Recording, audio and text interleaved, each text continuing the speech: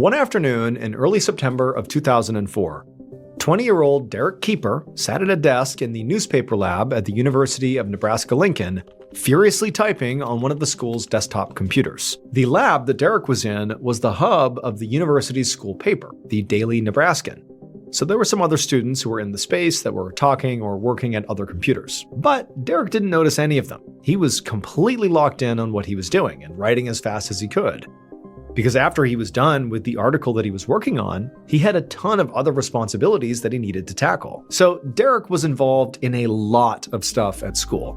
He was in a fraternity, he was a senator in the student government, he was a research assistant for the library, and he was pursuing 5 different majors. And Derek took all of his various commitments very, very seriously. But the column he was currently writing was really the one he had the most fun with. So Derek was from a small city in Nebraska, and even though he'd always been, personally a very loud and opinionated person, he'd never had a real platform for talking about all the ideas and points of views that he had. And so this column really gave him the opportunity to finally, actually present these big ideas to the students at school, and he hoped would likely provoke lively discussions around campus about his ideas. After all, Derek loved a good debate, and so he would intentionally choose to write about really complex issues that would get his readers fired up, like the ongoing war in Iraq and the future of the Republican Party and all the things that were wrong with local politics. The tone he went for when he wrote and talked about these kind of, contentious things was often very sarcastic, very blunt, and provocative. He really thrived on creating discourse and getting people to passionately disagree with him. And they usually definitely did, to the point where some even would get very mad with him. A lot of times the paper's readers would write furious letters or even send hate mail about what Derek had written. But Derek was really not bothered by that at all. In some ways, that was his aim, to get people all riled up. And he was sure that the article he was writing right now was going to be even more divisive than really anything else he had written. For Derek, though, really for him, it was all about individual freedoms and encouraging people to say no to government overreach in their daily lives. That really was sort of his general stance on everything. That's really what inspired him to do any of this in the first place. In fact, this particular column that Derek was writing was about how he was advocating for abolishing a set of state and federal laws that were trying to control personal choice and the right to decide what was best for one's body, and he was against it. Now, to be clear, the stakes for this issue were life and death, literally.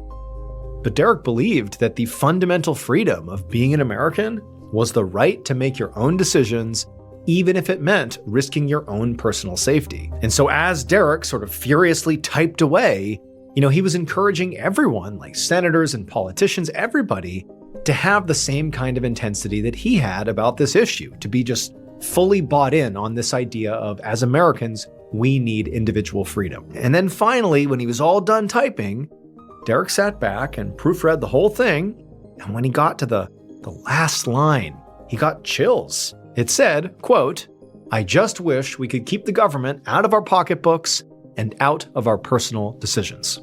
Derek loved that line, and so he nodded, satisfied with his work. He had nailed it. Then he emailed his draft to his editor with a big smile on his face. Derek's article went to print just a few days later, on September 17th. And like most of Derek's other articles, this one for sure got a lot of angry emails and letters from people who disagreed with what Derek had to say. But all the vitriol in these messages just proved to Derek that his article had clearly been a success. He had sparked outrage and got people talking about this issue. Derek even hoped that maybe some of the readers got angry enough to actually take action. That's what he wanted. He wanted his writing to genuinely inspire. The rest of Derek's semester was a total blur. He kept writing his weekly column on top of all of his other obligations and exams and everything else, and before he knew it, the semester was over, and he was headed to his mother's house in Texas for Christmas break.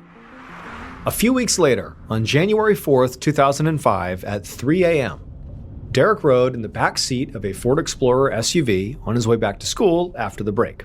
He'd caught a ride from his mother's home in Texas with 2 of his fraternity brothers who were sitting up front. And Derek had spent the first part of this just awful 13-hour-long drive doing what he did best, using his sarcasm to make his friends laugh, and he was also engaging them in really animated conversations. And so, the first 6 to 8 hours had sort of flown by. But now, it's basically the middle of the night still, / very early morning, and everybody had just gone quiet because they were all exhausted from this truly awful, long drive. All any of them wanted to do at this point was just get back to campus and be done. And eventually, Derek and his friends were very close to campus. They were finally in Nebraska, and they were driving down Interstate 80, which was a snowy, cold highway not far from the school. And Derek was really excited to start the new semester. He'd had a nice, laid-back holiday where he'd caught up on sleep and spent a lot of time just kind of hanging out and seeing his younger siblings. But Derek just was not the kind of person who liked slowing down for very long. And so he was quite eager to get back to his busy life on campus.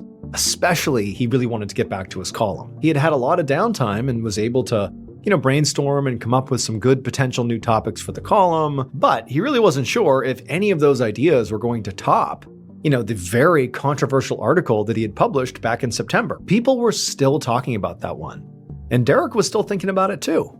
In fact, his own words and advice to his readers were still ringing in his ears and guiding his everyday decisions. But for now, Derek just leaned his head up against the cold glass window of the car and waited for this long trip to finally be over. But suddenly, he felt the SUV lurch, and before he knew what was happening, he heard a deafening bang, and he heard his friends screaming.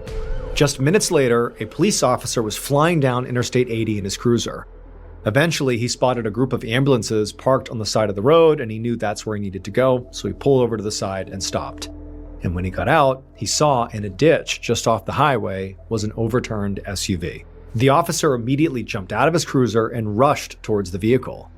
And when he got there, he found the scene was just absolutely chaotic. There were a team of paramedics who were at the window of the SUV trying to assess the condition of the victims inside and to get them out. And when the officer kneeled down to look inside as well, he could clearly see 2 people inside the vehicle. Now, both of them seemed basically fine beyond, obviously being in a wreck. I mean, they were banged up and clearly dazed, but their injuries didn't look immediately life-threatening.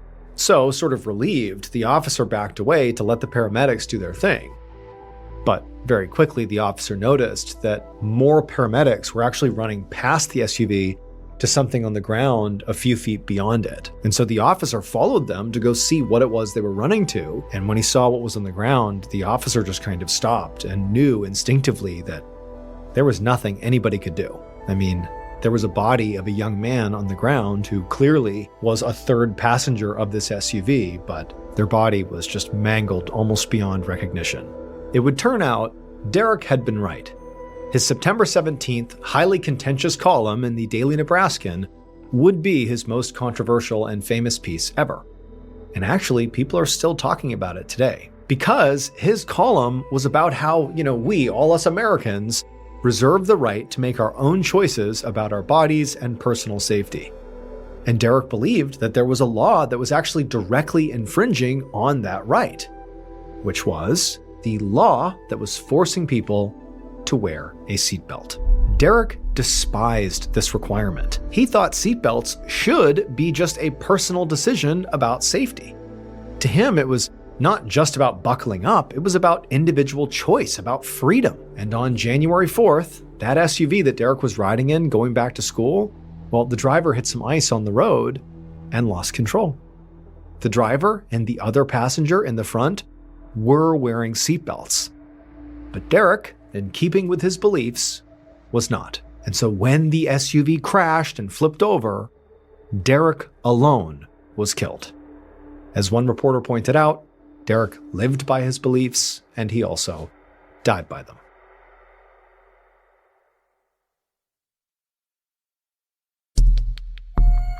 Our second and final story today is called The Resort.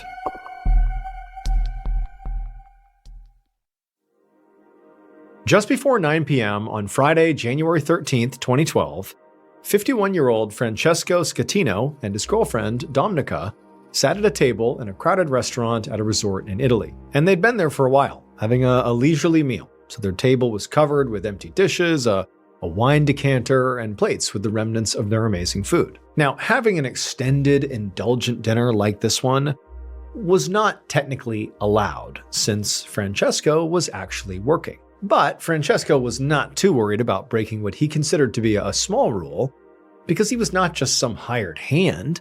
I mean, he was in charge of this entire resort on Italy's Tuscan coast. And the resort was amazing. It was literally right out on the water and had thousands of guest rooms and 6 restaurants with over a dozen bars, a theater, multiple swimming pools, and there was even a casino. So it had really a huge capacity for guests.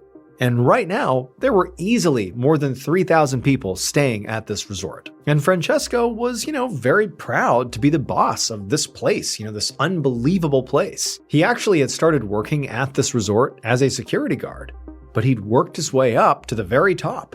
And now he'd been overseeing this property for about 6 years. And being a leader really worked well for his personality, because he loved being impressive and feeling important. He'd heard staff and former coworkers complain about how he was too over the top and a bit of a show-off, so he'd heard those things. But Francesco knew that really these people, they were just jealous.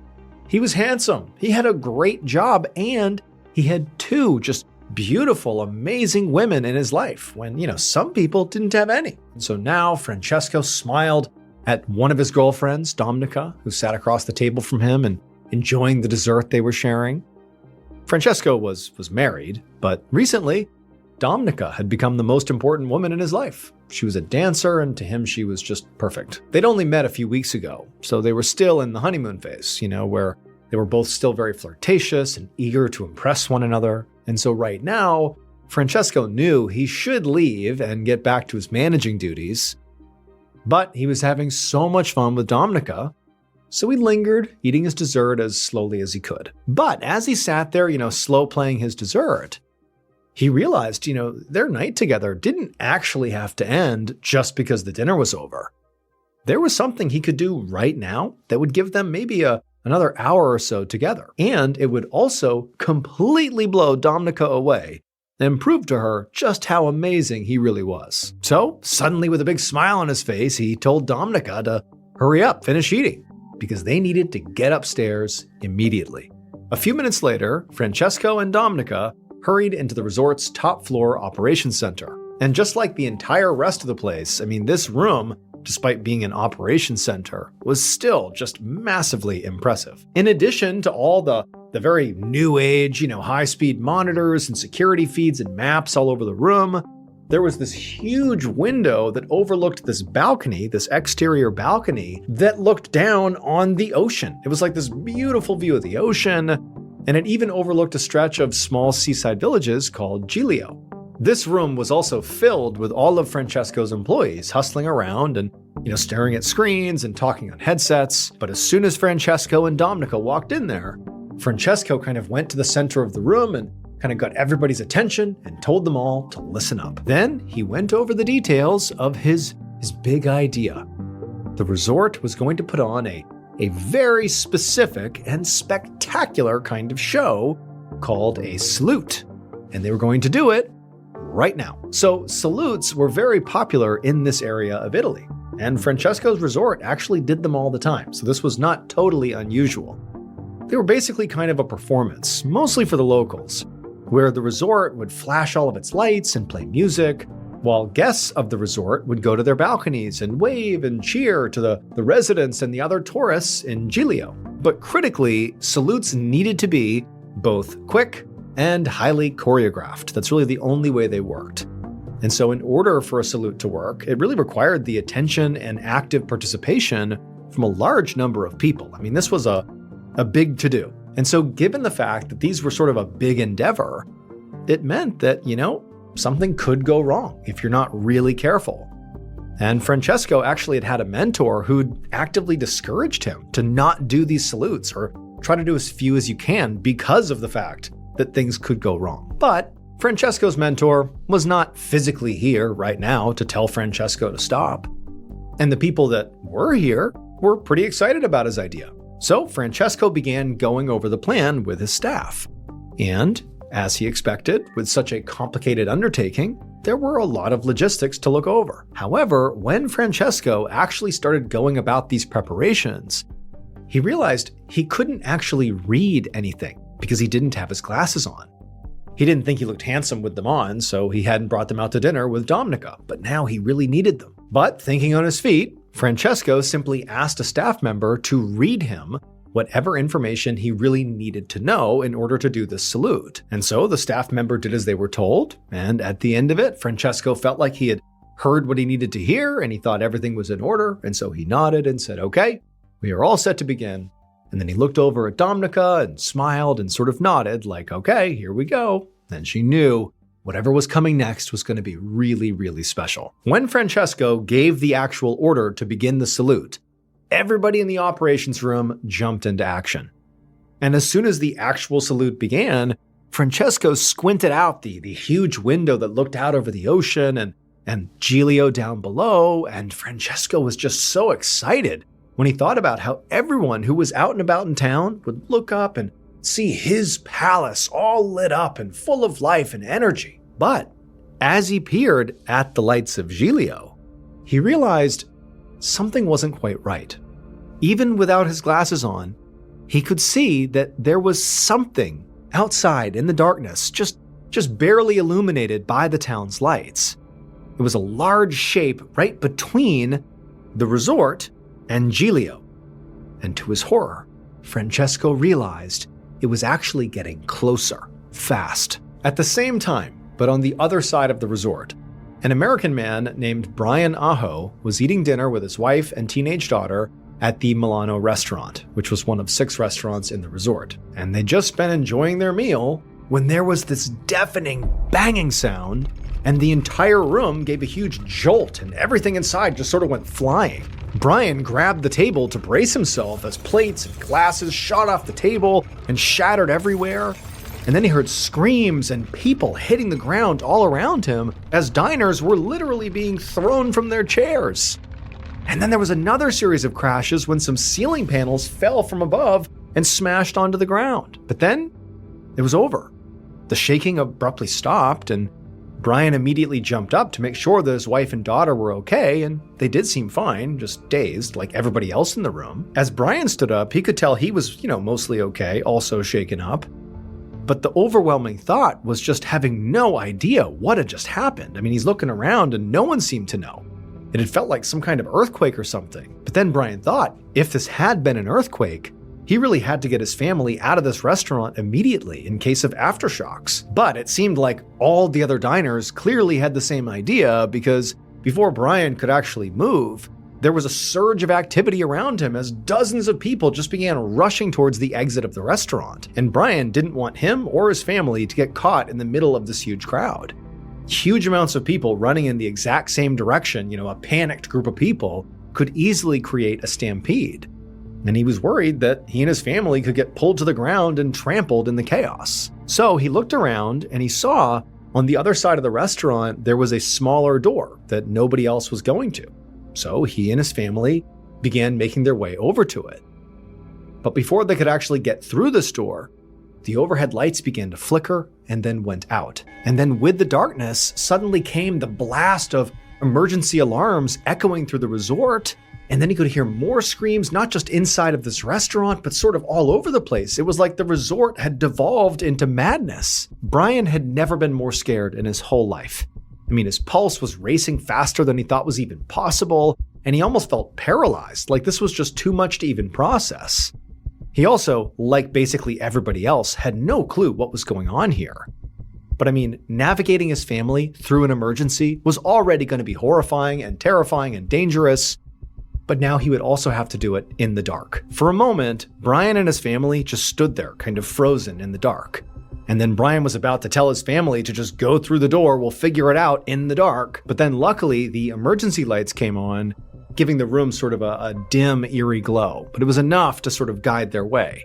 And so at that point, Brian didn't wait. He grabbed his wife and his daughter, pushed through the side door, and headed out into the hallway. It would take nearly 10 minutes for Brian and his family to navigate the maze of hallways they had just walked into until finally they stepped outside and were in the open air. But when they finally got out there, Brian realized they actually had a really big problem, because the exit they had just taken had taken them not to safety. It had led them to this expansive outdoor terrace with a railing on the 4th floor of the resort, which meant they still needed to get down multiple levels in order to, evacuate safely. But just the fact they were on the 4th floor was not the big issue. The big issue was the terrace was clearly packed with other people from the resort who were also trying to evacuate. There was all these people basically blocking their way. So basically, everybody who has no idea what's going on is just like pushing and shoving each other, and there were no authority figures or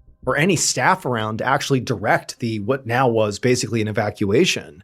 And Brian could tell that the crowd was clearly starting to panic, and really he was too. Everybody was just like, what's happening here? And so Brian was about to suggest to his family that they try to find another way out when they heard the crackling of the resort's public speaker system, and a voice came on that finally delivered some information about what was happening. It said that there had been an electrical blackout, but everything was fine, and technicians were hard at work trying to fix the problem. So in the meantime, all the guests should stay calm and just go to their rooms for safety. And at this point, it was very obvious that the mood all around Brian and his family completely changed. People stopped pushing and arguing and panicking, and Brian himself felt that knot of dread in his stomach sort of loosen a bit. I mean, an electrical blackout didn't seem like a life or death situation, so he, and clearly everybody else, felt a whole lot less scared. Pretty much right away, many of the guests began heading back inside, making their way to their rooms. And Brian actually spotted a few staff members who were in the crowd, encouraging people to do just that, go back to your rooms. And so for a few moments, Brian and his family and the others just kind of stayed put and just kind of let things play out, kind of watching things settle back into normal. But then it was like with no warning, there was this other huge banging sound, and the floor once again buckled under Brian's feet.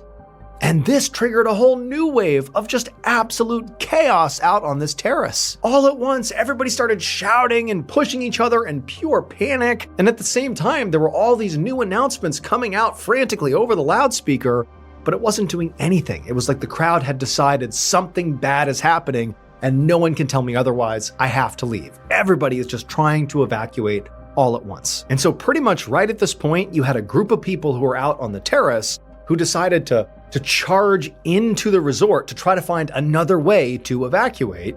And also you had the group of people who had already gone back inside to go back to their rooms, who had changed their mind, who charged right back out, back onto the terrace. And so for a moment, it was like these two pools of people kind of smashing into each other.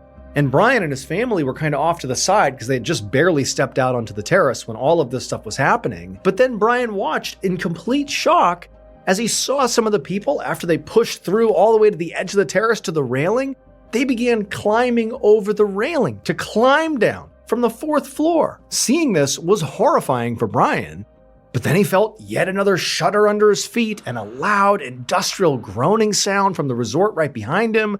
And he knew if he didn't do what these people were doing, he and his family might not be able to evacuate. Clearly, there was a real problem. They didn't know what it was, but they had to go. So he grabbed his wife and his daughter's hands, he shoved his way through the crowd to the railing, over the railing they went, and down they began to climb. Meanwhile, back up in the top-level operations center, Francesco was staring out the room's huge window, just completely frozen in shock. His resort was in complete pandemonium.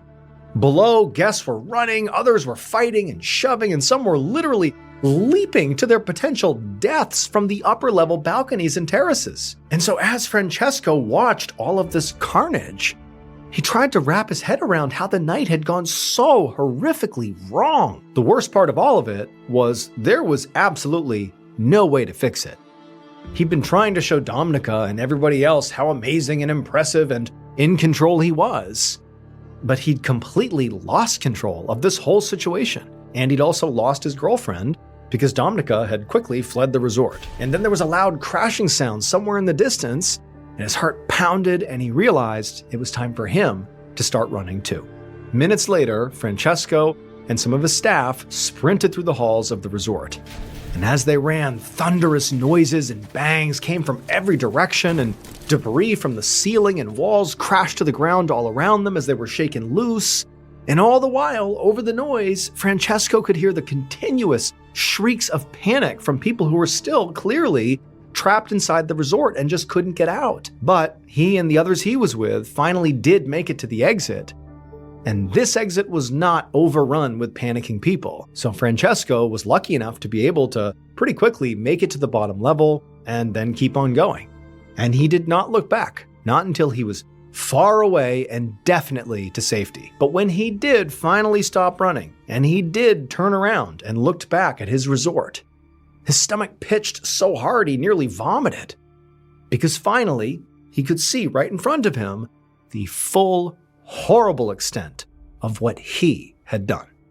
It would turn out what Francesco was looking at was the culmination of a record number of terrible choices he had made that night. 1.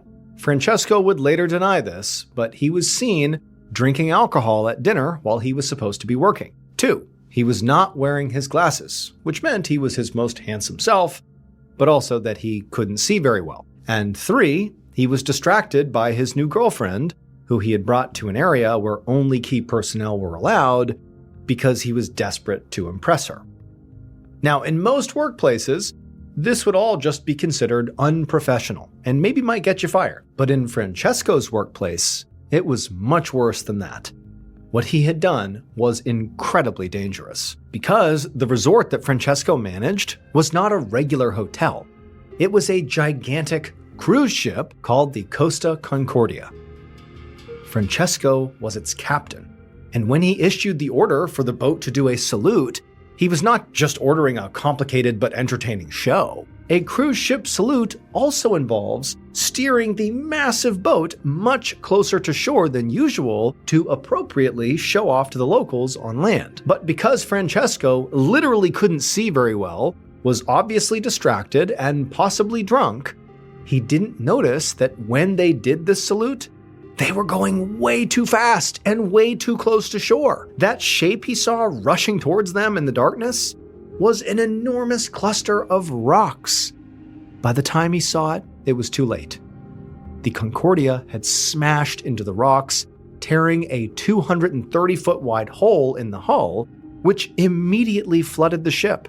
And then making matters even worse, Francesco delayed rescue efforts for more than an hour by trying to convince people that what had happened was just an electrical outage.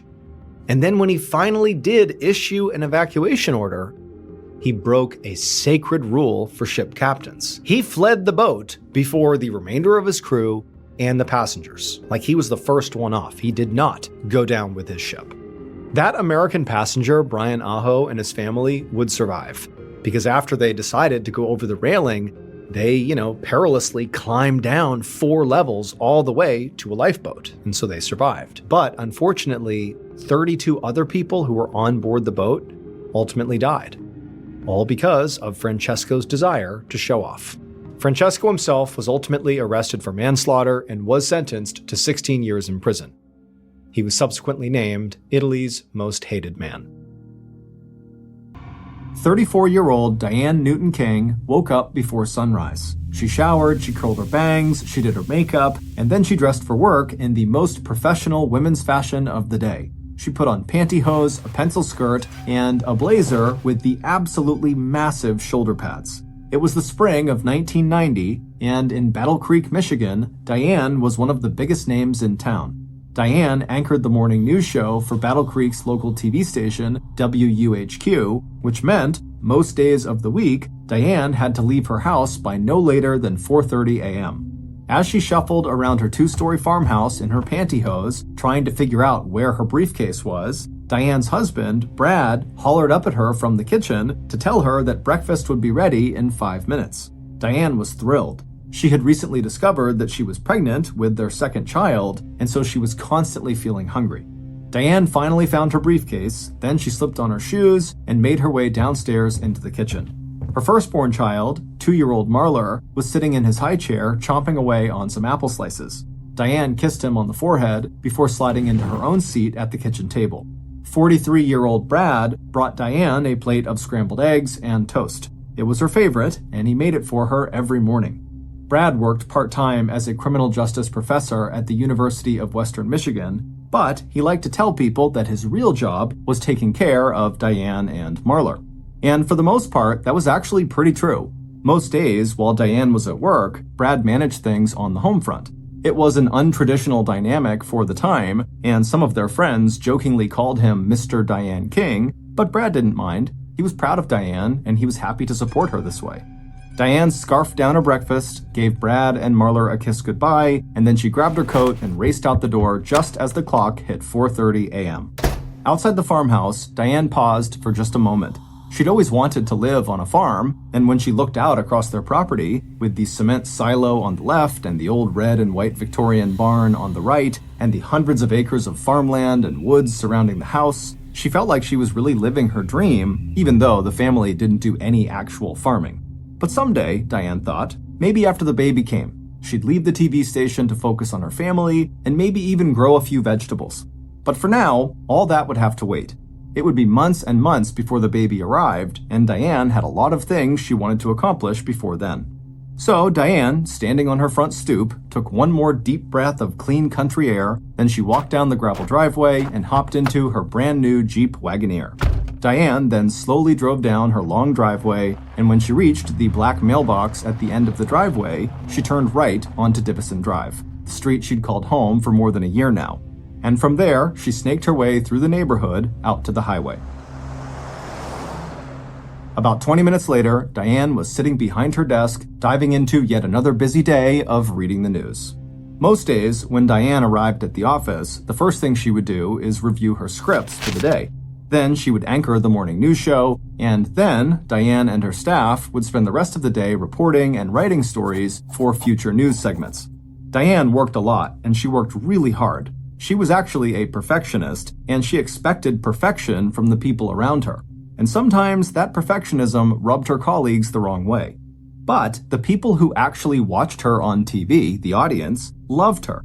Diane was constantly being invited to meet local celebrities and attend different charity events around town. But despite how well things seemed to be going both professionally and personally for Diane, something very unusual would start to happen to her, and it would change her life forever. It all started with a phone call. Diane was at the office, sitting behind her desk, working on a story, when her phone rang. Now, remember, this was 1990, so Diane did not have a cell phone or even caller ID. All she had was a landline.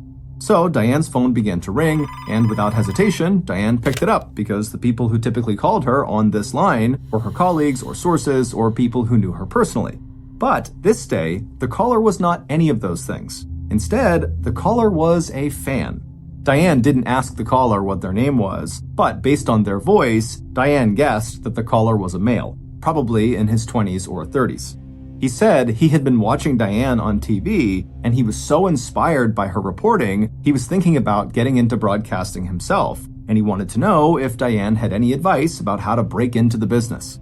Diane was caught off guard that this guy got her number, but she was polite and professional, and ultimately recommended that he get enrolled in the communications department at the local community college. Diane even recommended specific classes she thought he should take. The fan thanked Diane for her time, and she wished him luck in his professional efforts, and then she hung up the phone, expecting never to hear from this guy again. But Diane would hear from him again. The fan started calling Diane's direct line on her desk on a very regular basis, sometimes as often as 3 times in a single week. And again, because Diane didn't have caller ID, she just kept answering his calls unintentionally.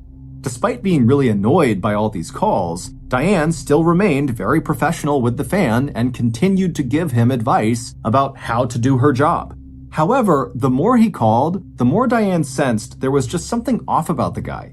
For one thing, she started to suspect that he wasn't actually interested in pursuing journalism. The questions he asked her didn't feel like the kind of questions you would expect from someone who was looking for guidance or information or even mentorship. They felt like an excuse to contact her, like he was making up questions just so that he could listen to her answer them. And there was something else that seemed kind of creepy. The more Diane heard from this guy, the more she noticed he had this very strange way of talking. It was slow and kind of slurred, almost like he was under the influence of some drug. Now, nothing this guy said to her was ever overtly rude or threatening, But after several calls, Diane couldn't help feeling like this guy could be a danger to her, and she had good reason to feel that way. For the last 2 years, every supermarket tabloid in the country had been running these stories about the rise in celebrity stalking cases. And now, the problem had gotten so serious that even the legitimate newspapers were covering these stories too. There were stories about celebrities getting threatening letters, and stories about their homes getting broken into, and some of these stories ended violently. Just 1 year earlier, an obsessed fan in Los Angeles, California, had shot and killed a young television actress on the doorstep of her own apartment. And it wasn't just the media that saw these stalking cases as being a big problem. Slowly, the government was also starting to realize that something had to be done. The problem was, nobody really knew what to do about it. In the 1990s, there were no anti-stalking laws anywhere in the country, and neither psychologists nor law enforcement could say for sure if it was better to confront a stalker head-on or simply ignore them. Diane wasn't sure if her situation with her fan would be considered a celebrity stalking case, but she was definitely feeling a bit scared of this guy and just wished he would leave her alone.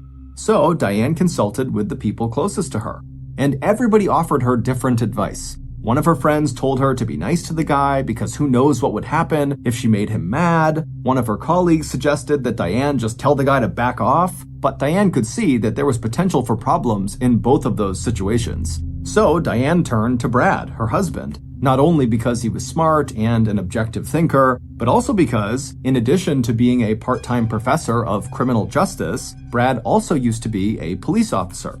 Brad, who was very concerned about his wife's stalking situation, told her that the safest thing she could do was simply cut off the guy's access to her.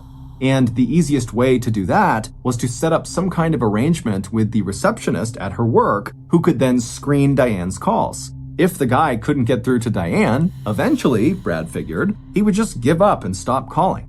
The plan made sense to Brad and to Diane, so she decided to give it a shot.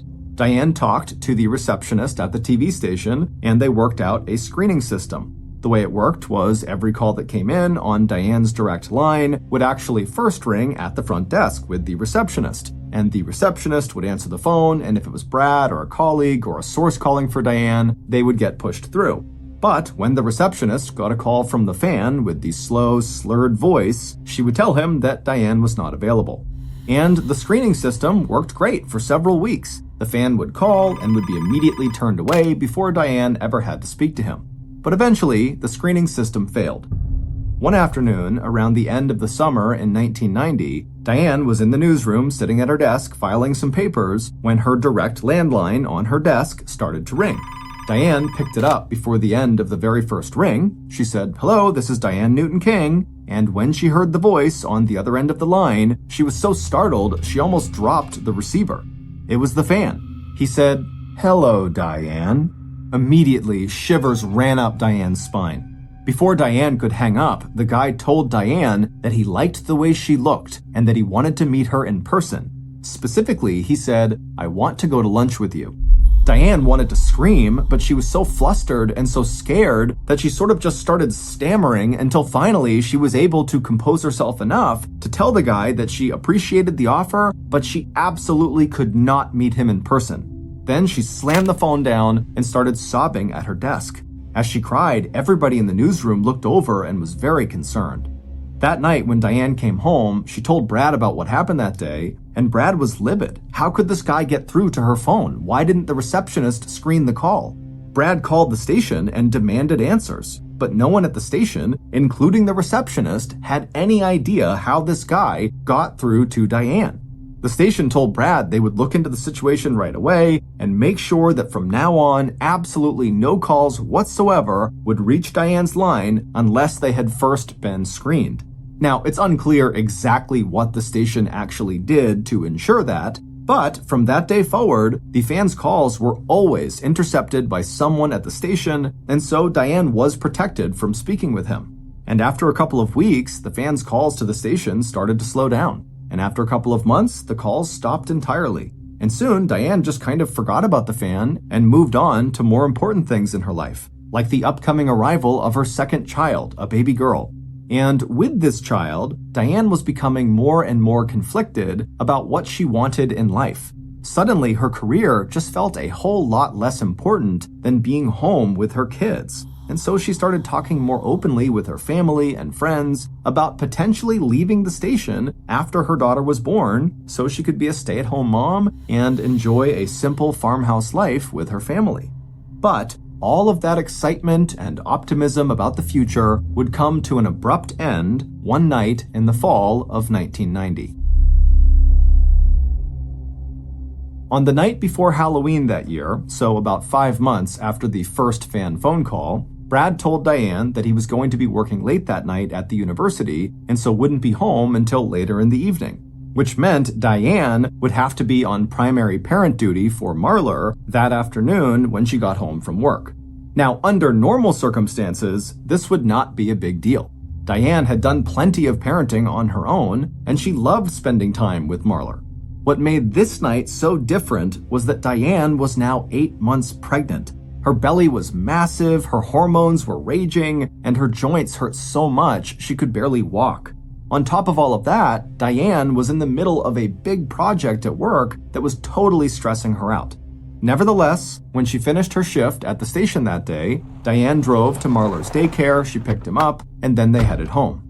By the time Diane turned onto her street, Divison Drive, Marlar was already passed out in the back of the car in his car seat, and Diane's body was really starting to ache. So when Diane turned into her driveway, instead of stopping the car and getting out to get the mail in the mailbox by the road, she simply pulled the car right up alongside the mailbox and reached out and collected the mail through her window. And after she had the stack of letters sitting on her lap, she began flipping through them. And right away, one letter caught her attention. It was in a typical white envelope, just like most of the other letters in her lap, but this one had no postage and nothing written on it, and it wasn't sealed. Diane opened the envelope, retrieved the letter inside, and then opened it up to read, and what she saw instantly terrified her. There was just one sentence on the page, but it wasn't written by hand. Each letter of this sentence had been cut out of a magazine and then scotch taped to the page, like one of those ransom letters you see in the movies. The sentence on this strange letter read, "You should have gone to lunch with me." Diane knew immediately that this letter was from the fan. Clearly, he'd found out where she lived, and he'd visited her house that day to drop it off. In fact, she realized with sudden alarm that this guy might actually still be in the area, waiting for her to come home. In that moment, Diane forgot about everything else she had going on. She forgot about how much her body hurt and how tired she felt. She even forgot about the sleeping baby sitting right behind her. Diane just started screaming like a banshee. Then she threw the car into reverse, backed away from the mailbox, slammed on the gas, and drove away from her house as fast as she possibly could.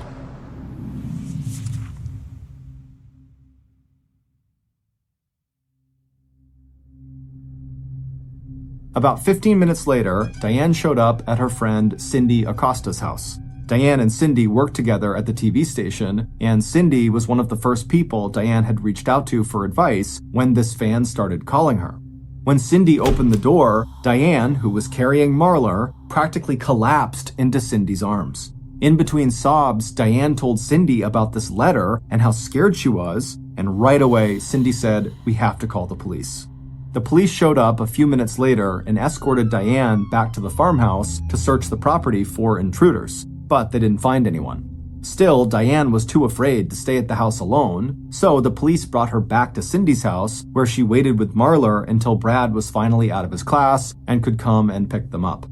After word got out about this threatening letter, the Battle Creek community really came together to support Diane. Also, the TV station beefed up their security around the office, Diane's sister bought them a dog, and Brad installed motion-censored lighting outside of their house. But none of those things actually made Diane feel any safer. She just couldn't shake the idea that her fan was watching her everywhere she went. Her fear got so paralyzing that Diane literally just stopped going outside the house at all except to go to work. And when she did have to go outside, she used a system that she and Brad created to ensure she was never outside alone. Diane would call Brad to tell him exactly when she would be home from work. That way, when she arrived, Brad would be outside waiting for her. If it was too cold for Brad to just stand outside, he would leave a particular light on in the house that was visible from the outside. This light was a signal to Diane that he was in the house and that everything was safe, so she could hustle out of her car and come inside no problem. On days that Brad was not home, when Diane returned home, she would call a neighbor to come meet her outside of her farmhouse. And if for some reason the neighbor arrived late, Diane would literally just sit in her driveway inside her car, waiting for the neighbor to show up. But all of this fear and all of this hiding had started to make Diane's world feel very small, and she really didn't like that.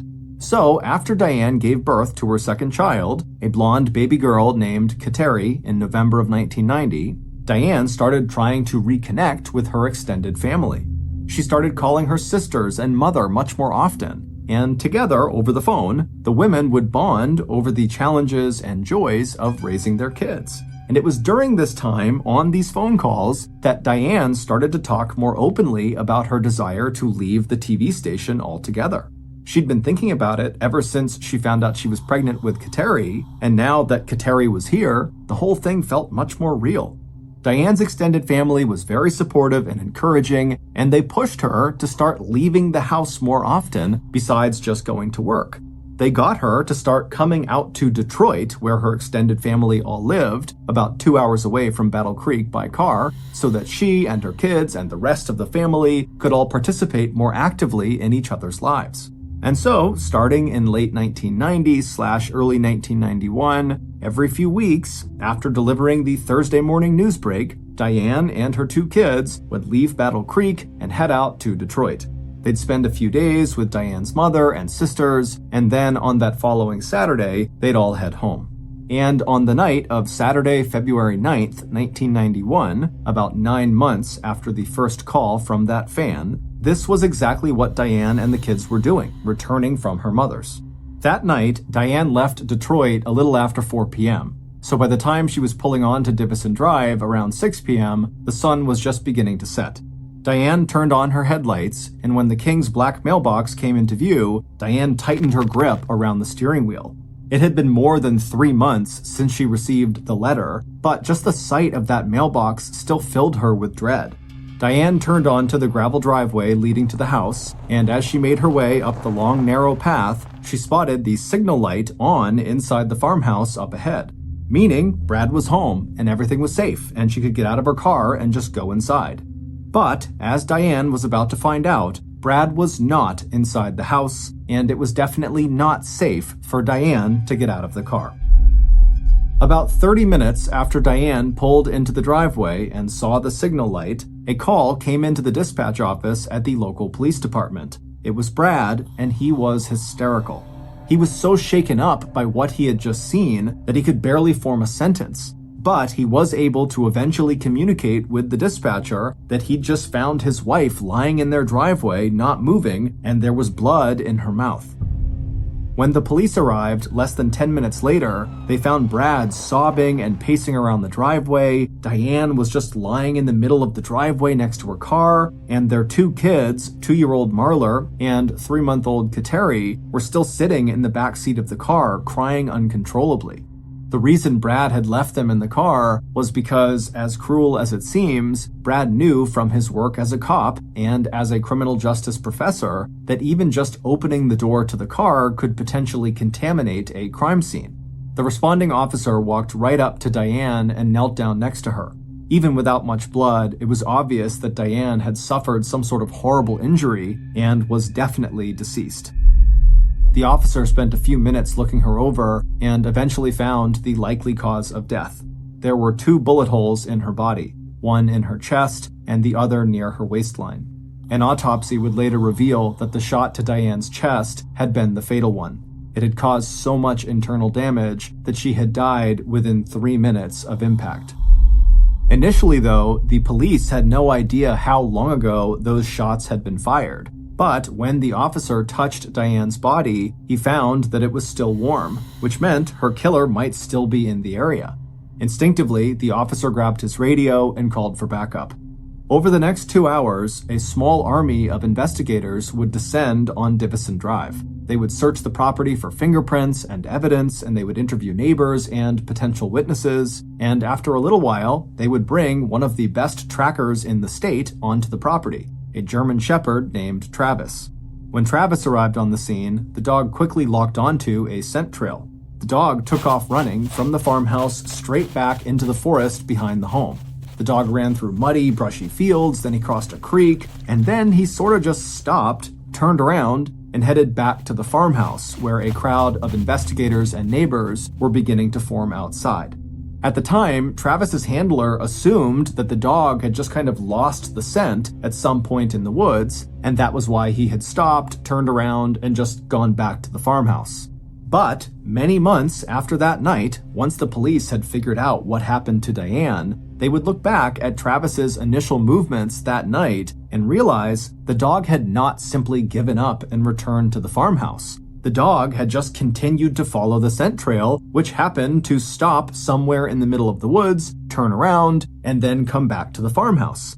In fact, that night that Diane was discovered, the killer was standing right outside of Diane and Brad's home among the police and onlookers. After being arrested, Diane's killer did not confess to the murder, and so we don't have every detail of what happened in the final moments of Diane's life.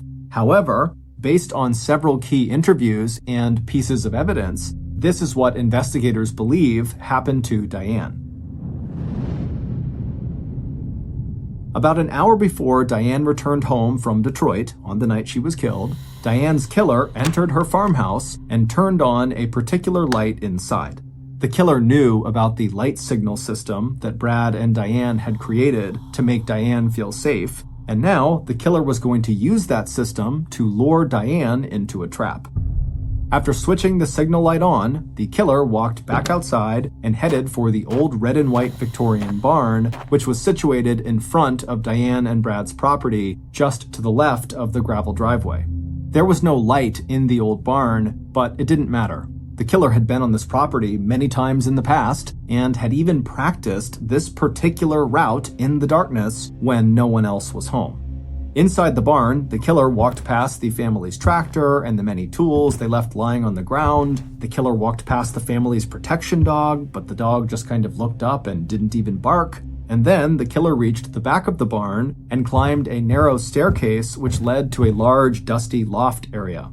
The killer paused briefly at the top of the stairs. The floor of the loft was covered in straw, and at the far end of the loft, away from the killer, was a sliding door that was open just wide enough for what the killer needed to do. The killer walked over to this slightly open door and peered outside. From there, they could see the front of the farmhouse and the driveway and the spot where Diane parked her car, which was about 70 feet away. The killer checked their watch. It was getting late, which meant Diane would be arriving soon. So the killer got into position.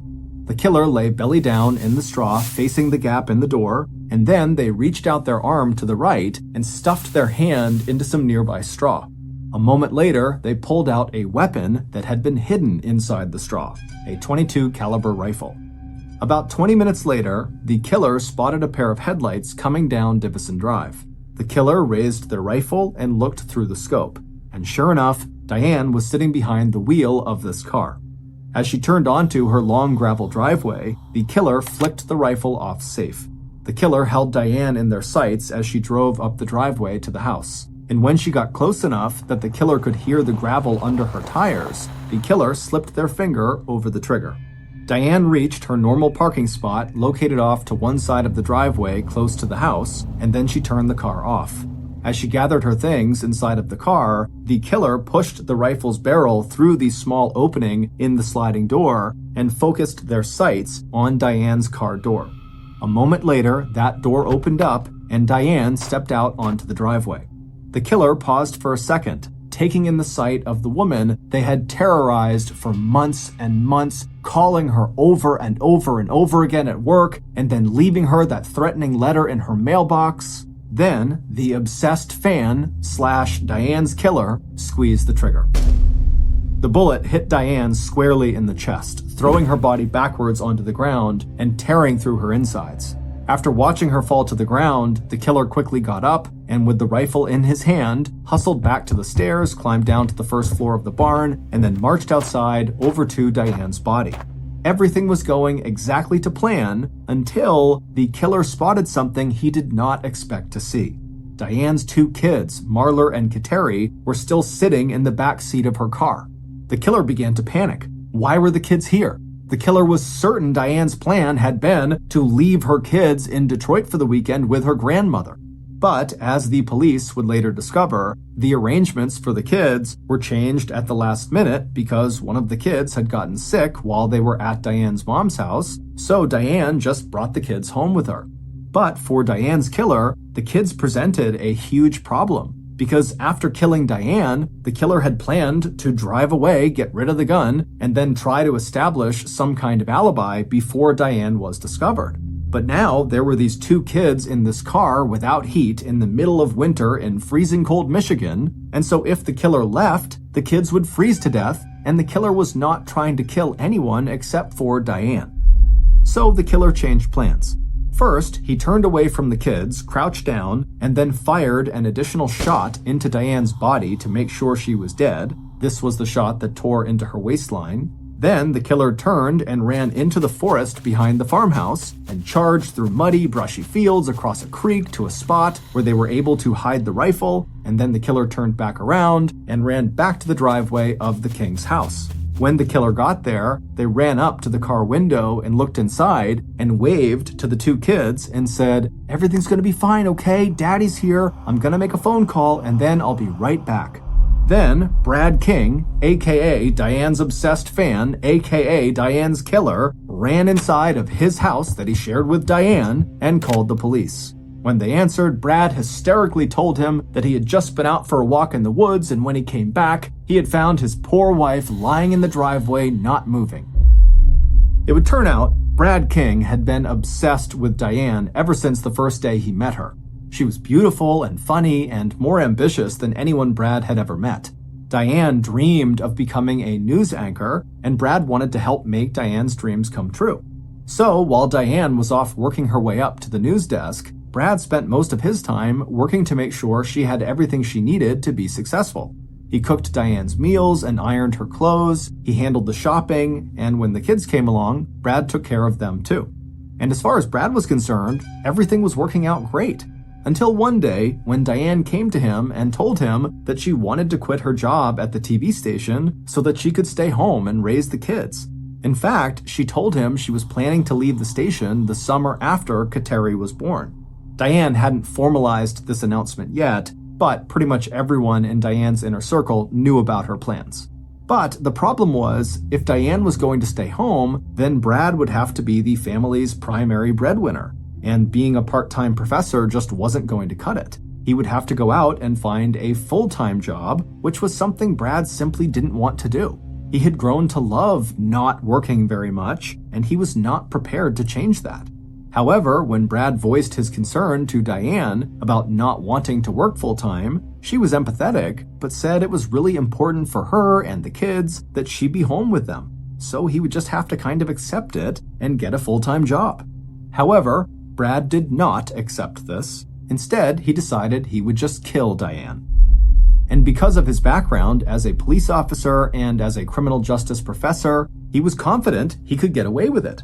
Brad knew that whenever a woman got murdered, the male partner is almost always identified as a primary suspect. So Brad knew he would need to create another suspect to divert attention away from himself. This is when Brad came up with this obsessed fan concept.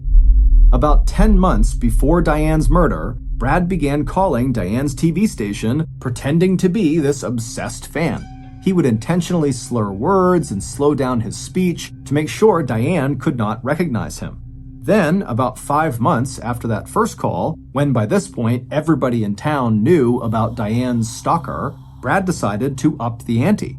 On the night before Halloween, Brad left that threatening letter in the mailbox. He used cutout letters so Diane could not identify his handwriting, and he did it because he knew that type of letter would be more intimidating because of its use in scary movies. And the letter worked. It terrified Diane, and most importantly, it brought more attention to this fake fan, to the point where the police were actively searching for this person. This obsessed fan had become so real that by the time Brad was ready to kill his wife, he felt certain that nobody would even look twice at him. But thanks to his kids still being in the car after he killed Diane, Brad had not been able to flee the scene like he had hoped, and so he had to come up with a story about how he had been walking in the woods that night and had returned home and came upon his wife in the driveway, and that's when he called police.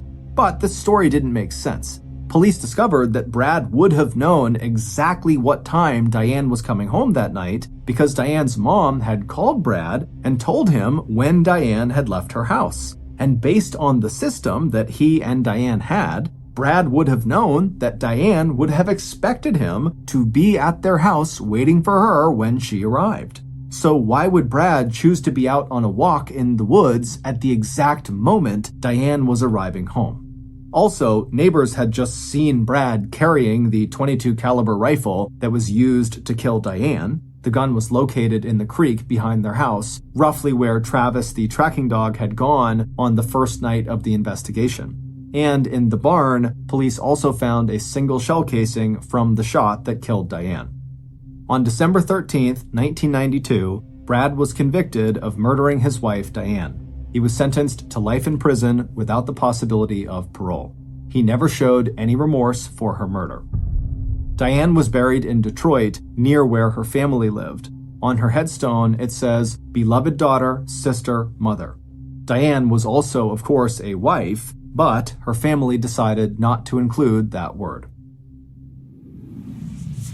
1990, a 56-year-old woman named Patricia Powell and her husband, Frank, pulled into a parking lot right outside of this beautiful 3-story apartment complex in Gainesville, Florida. Gainesville is this beautiful little town in northern Florida that is home to the massive University of Florida, which is known for their big-time football team and their big-time college party scene. Patricia and Frank's daughter, 17-year-old Christine, was going to be a freshman that year at the University of Florida, and apparently she had been so excited after getting her acceptance letter that her dad, Frank, had gone out and got a gold necklace for her that had the school's mascot, an alligator, dangling from it, and Christine wore it all the time. 2 days earlier, Christine and her new roommate, 18-year-old Sonia Larson, the two had actually met over the summer when they took some summer classes together. They had actually already come to Gainesville and they had moved in to this white apartment complex that Patricia and Frank were now parked outside of. And after unpacking some of their things in their apartment,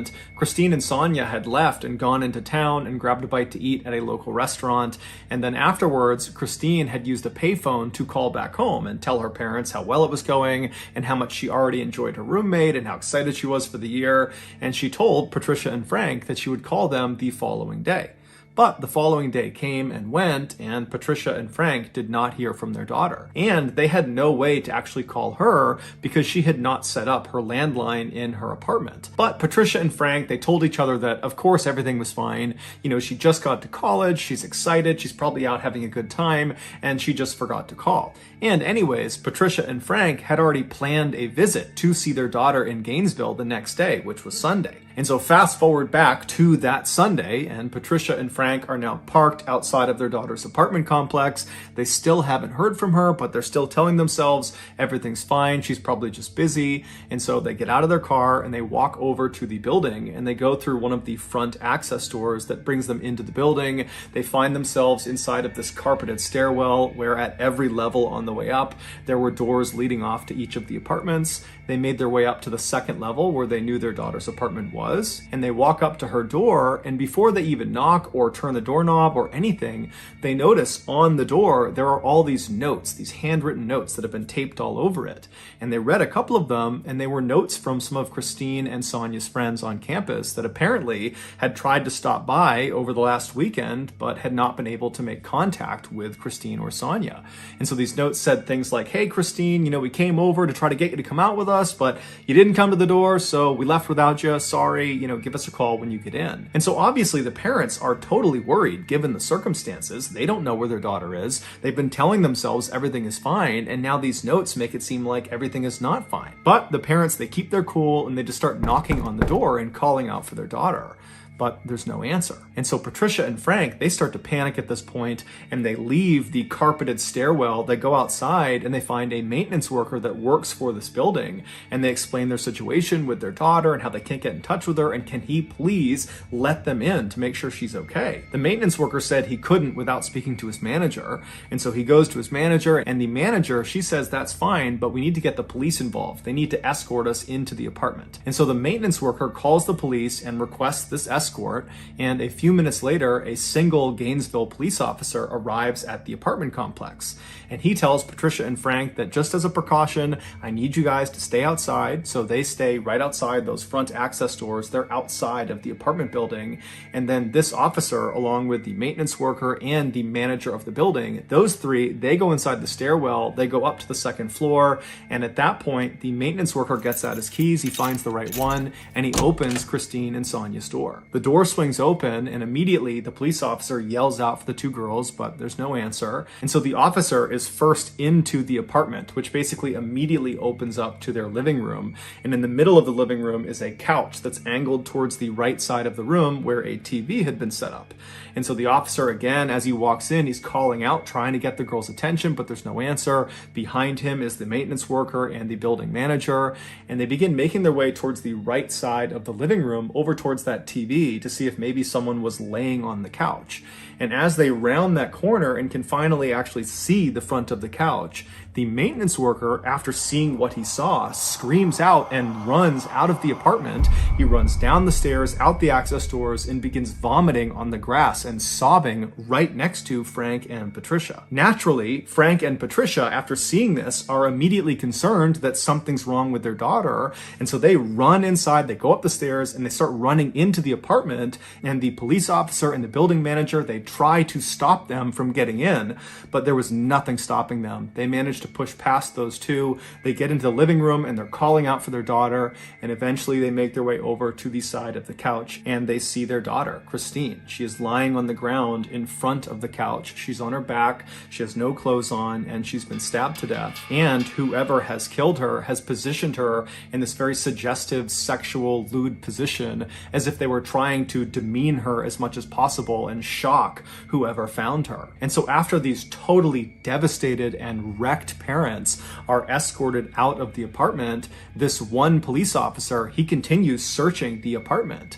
And so he searches the rest of the first floor. There's no sign of Sonia. He goes upstairs and he finds Sonia. She's laying on her bed. She also has no clothes on. She's been stabbed to death, and she's positioned on the side of the bed in a sort of suggestive, lewd position, much like Christine downstairs. It would later be determined that Christine had been sexually assaulted, but Sonia had not been. The officer at this point leaves the apartment. He goes outside. He walks past the grieving parents who are being consoled by the building manager and the maintenance worker, and the officer goes over to his car and he uses his radio to call in for backup. A forensics team comes out to the apartment and they begin processing the scene, and right away they discover on the outside of the door frame of the door leading into the apartment, there were markings on the edge that looked like someone had used a screwdriver or some similar instrument to pop open the door. They also found there was a towel and some soap that was lying on the ground near Christine's body and near the couch that had apparently been used to both clean Christine's body and also clean some other parts of the apartment. And so they believe this was done to try to intentionally destroy evidence, suggesting the killer or killers were somewhat sophisticated. They also discovered there was some residue on Christine's wrists that indicated at some point her hands had been bound by duct tape. But when she was found, her hands were not bound and there was no duct tape from her wrists. And so whoever had done this had at some point removed the duct tape and taken it away. And so investigators believed that the killer or killers had used the duct tape to immobilize Christine for the attack. And then after she was deceased, they had removed that tape in order to be able to get her arms up over her head, which seemed to increase the shock value of this lewd position they had put her in. Based on what they saw inside of of this apartment, the police were convinced they were up against a group of killers or a killer that had targeted these two girls. That this was not some random attack, that this was calculated, this was on purpose, and if they didn't get caught, they were going to strike again. And so even though the police really didn't have any leads to operate on, they just had this crime scene and they were looking for maybe someone with duct tape and a knife and a screwdriver. I mean, that was really about it at this point. And so even though they have virtually nothing, because there were thousands and thousands of young people flooding Gainesville for the start of the new school year at the University of Florida, literally the following day, Monday, classes were starting. Because of all these young people in town, the police felt it was very important that they got the media to put out a bulletin to all these people in town that there was potentially a killer or killers on the loose. And so that night, Sunday evening, this news bulletin goes out and it basically just told residents of Gainesville to stay indoors and stay in groups. And if you needed to go outside, travel in groups, and just overall stay vigilant until we figure out who did this. 12 hours before Christine Powell and Sonia Larson were discovered, an 18-year-old Gainesville woman named Krista Hoyt did not show up for work. Krista was a student at Santa Fe Community College, which was right down the road from the University of Florida. That year, she was planning to transfer to the University of Florida, and then after graduation, she wanted to pursue a career in forensics with the FBI. And so given her interest in law enforcement, while she was a student, she had gotten a part-time job working in the records department of the sheriff's office. And apparently, at this sheriff's office, she was famous for always coming to work, no matter what, including the time that she got her wisdom teeth removed, and then an hour after coming home, she showed up for work. And so on this Saturday night, when Krista was supposed to be showing up for work, and she didn't call ahead, and no one could get in touch with her on her landline, everybody at the sheriff's office was really concerned. And so they waited around for about an hour, hoping that she might just show up with some story about why she was late, but she never showed up. She didn't call. They still couldn't get in touch with her. And so in the very early hours of Sunday morning, the sheriff's office called the Gainesville police and asked them to do a welfare check on Krista. And so 2 police officers from the Gainesville Police Department, they show up at the apartment belonging to Krista Hoyt. Krista lived alone, and she lived about 2 miles away from Christine Powell and Sonia Larson. And so these 2 officers, they get there and they walk up to the front door and they knock, but there's no answer.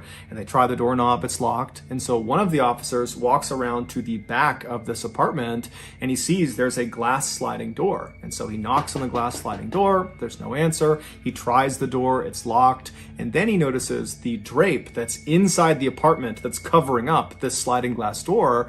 It reaches almost to the ground, but not all the way. There's a couple of inches on the bottom where if you were laying on the ground, you could actually look through this little space and see into the apartment. And so that's what he does. He lies down and he puts his flashlight up and he looks through this couple inch gap on this window. And as soon as the light illuminates what's inside of this apartment, he finds Krista. Krista is sitting on the edge of a bed that's not that far away from the sliding glass door, and she's facing the door. She's kind of hunched over at the edge of the bed. She's got no clothes on, and she's got stab marks all over her back, and she's missing her head.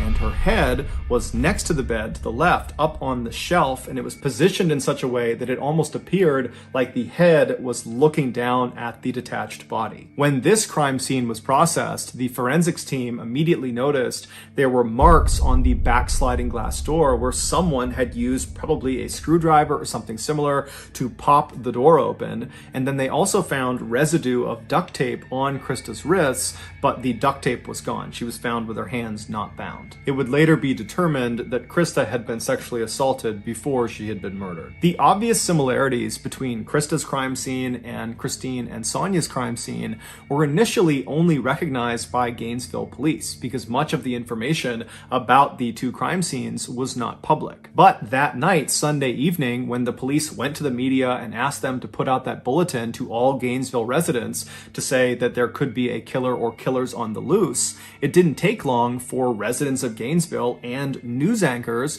to begin speculating that you have these two murders that have happened really close together physically. They're less than 2 miles apart, and they've probably occurred within the last 24, 48 hours. So they've happened in rapid succession. They're both unsolved. And so even without intimate details of the crime scene, it wasn't hard to say, I think these two are probably connected. And so that night, Sunday evening, Gainesville really went into a state of panic. And within hours of this news, you had stores all over Gainesville that had sold out their deadbolts and locks, their mace, their stun guns, their baseball bats, their actual guns, their knives. I mean, people were really trying to arm themselves to protect themselves against this unknown threat that was murdering students in Gainesville. And the police, even though they did not come out and substantiate the claims that, perhaps these two homicides are connected, they did believe they were. And so that night, Sunday night, as all this chaos is kind of unfolding in town, the police put hundreds of officers all over the place, on foot on every street corner.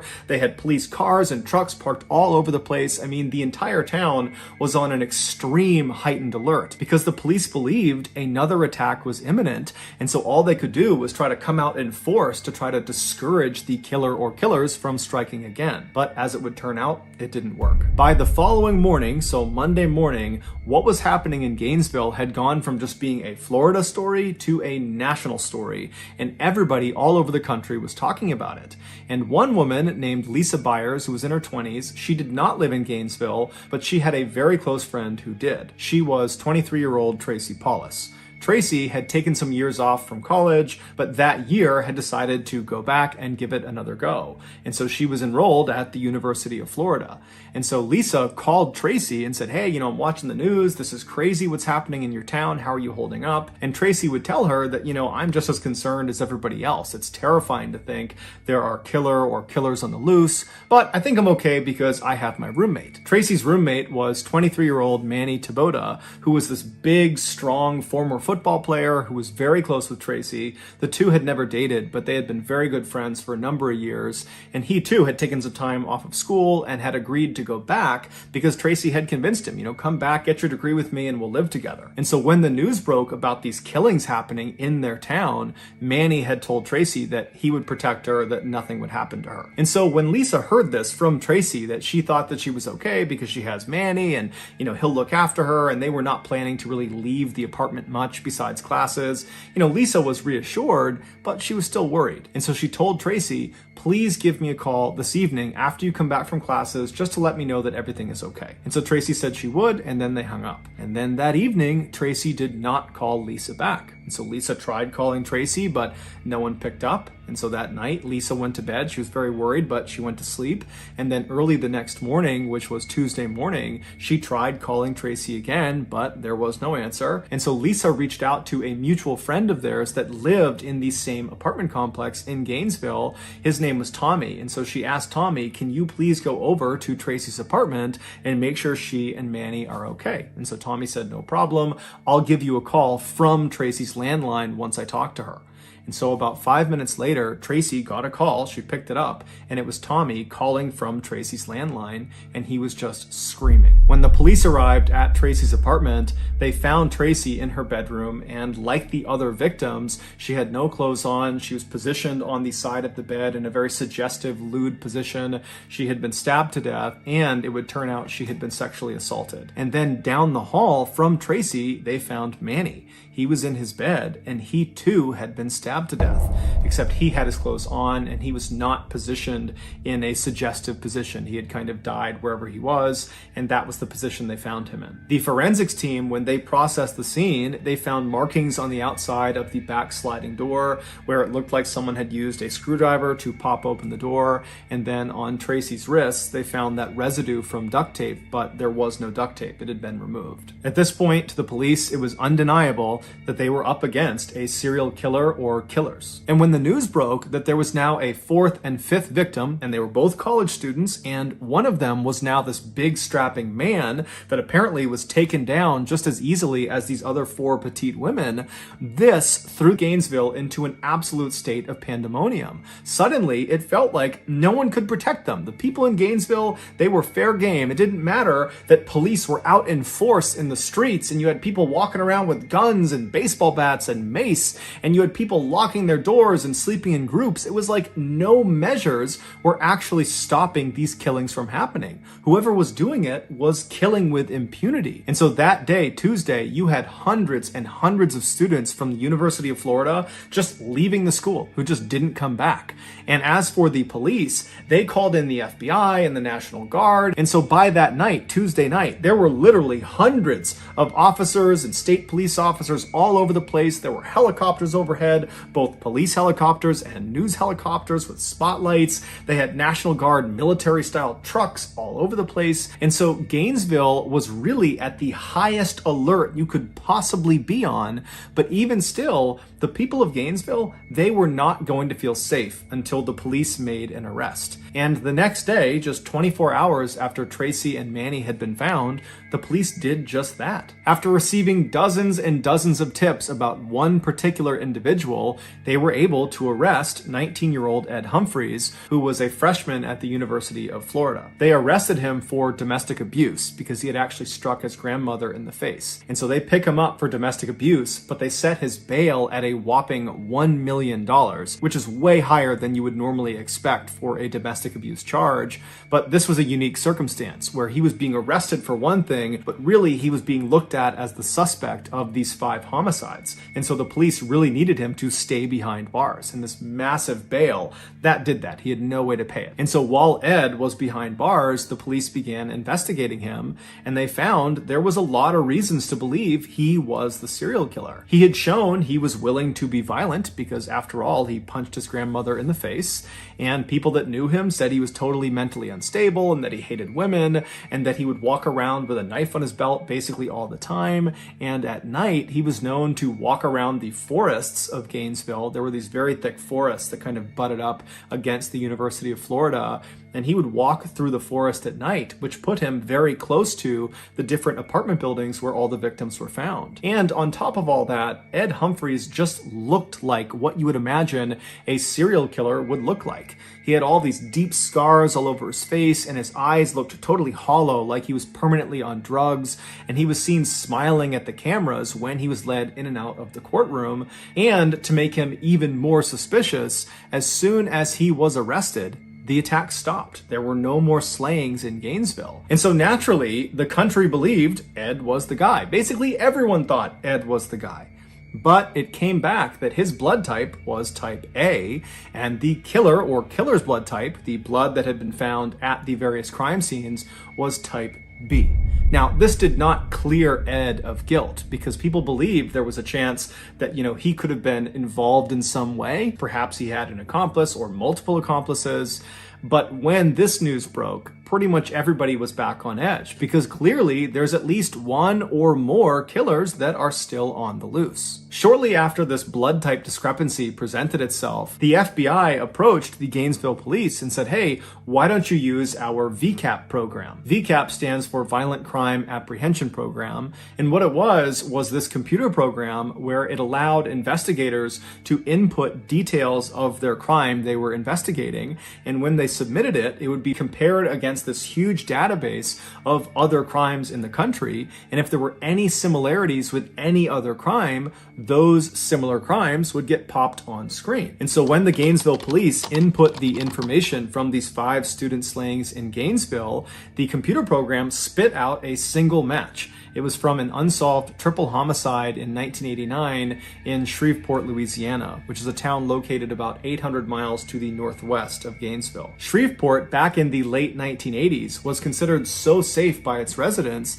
that many of them didn't lock their front doors and they would leave their car keys just sitting on their front dash. But in 1989, that would all change. On Friday, November 3rd of that year, 8-year-old Sean Grissom was dropped off at his grandfather's house in Shreveport. He was there to celebrate his 8th birthday.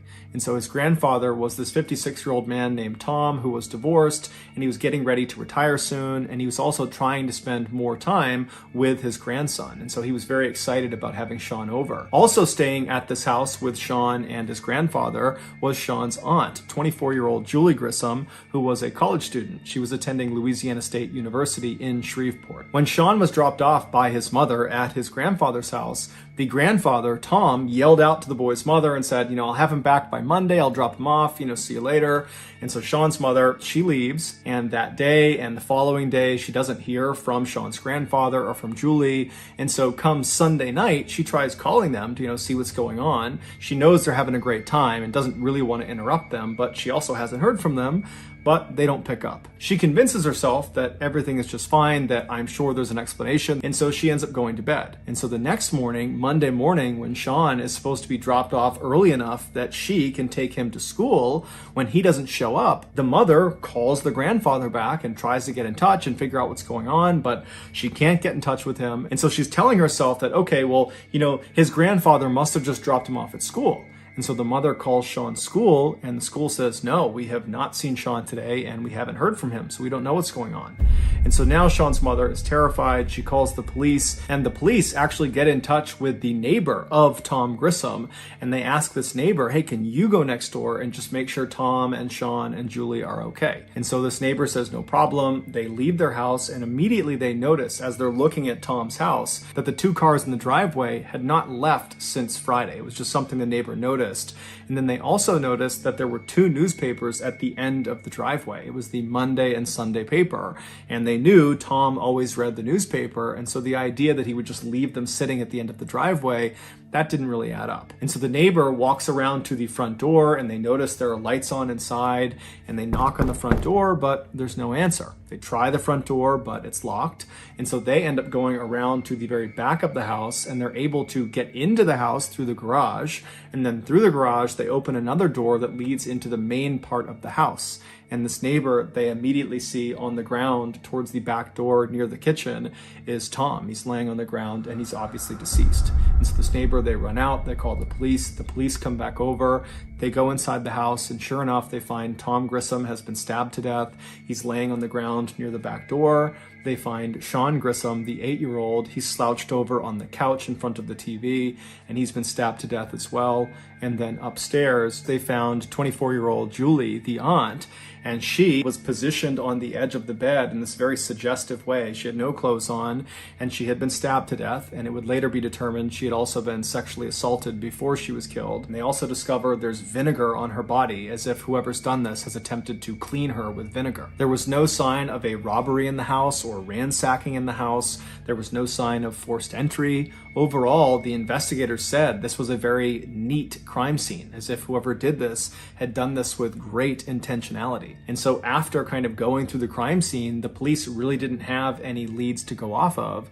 And so this crime went unsolved. And so as these Gainesville police are looking at this report in this VCAP computer system, and they're reading about this unsolved triple homicide, all they can think about is how unbelievably similar the crime scene was to all the crime scenes of the student slayings. Specifically, that Julie had been arranged in this kind of suggestive pose like the other female victims in Gainesville. And on top of that, it was determined that the blood type of the killer in Shreveport was type B, same as the killer or killers in Gainesville. So there was a match in the blood type. Somehow, after this discovery through this VCAP program, the media found out about this Shreveport unsolved triple homicide and how apparently it was incredibly similar to all these slayings that have taken place in Gainesville.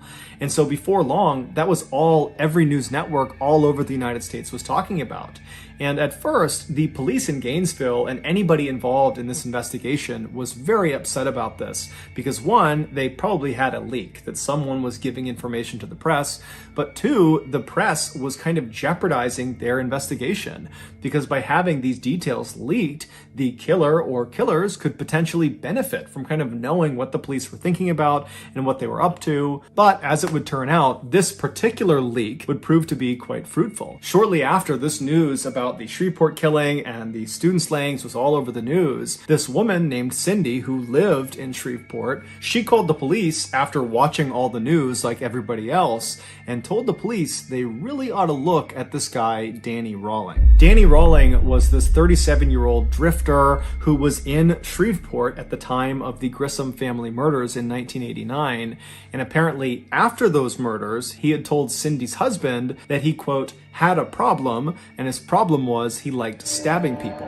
And Danny literally always walked around with a huge knife on his waist. He seemed totally mentally unstable. And so this claim that he liked stabbing people, Cindy and her husband took literally and basically told him to stay away from them. And so in one of their last conversations with Danny actually told Cindy that he planned to leave Shreveport and go someplace where there's lots of beautiful young women that he can just stare at all day long. When police asked Cindy, do you think he's capable of killing all 8 of these people? She said, oh yeah. And so the police turned their attention to Danny and began researching his background, and they discovered he was raised in a very abusive household. Specifically, his father really couldn't stand him. They had a really bad relationship.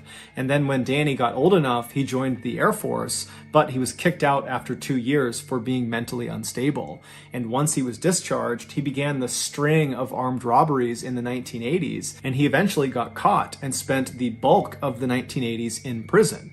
And then in 1989, when he got out of prison, he came back to Shreveport and moved in with his parents. Now, this was not a happy homecoming. His parents did not want him living with them, but Danny kind of forced the issue. He had nowhere else to go, and so he wound up living there. And as it happened, they lived less than a half-mile away from the Grissom family home. 6 months after the Grissom family was murdered, and 3 months before the Gainesville student slayings had begun, Danny gets in this huge fight with his father, where his father actually draws a pistol and forces Danny to leave the house and tells him to never come back. And so Danny, he runs out of the house and he gets his gun from his vehicle, comes back inside his house and shoots his father point blank in the head and then in the stomach before fleeing the scene. His father would amazingly survive this attack despite some pretty significant damage to his head, and he would tell the police, and before long there was a warrant for Danny's arrest for attempted murder. But when they went to go arrest him, he was gone. They had no idea where he went. And so as the Gainesville police are looking at Danny's criminal record, they're starting to say to themselves that this guy looks really interesting. He does seem like he could be the serial killer we're looking for.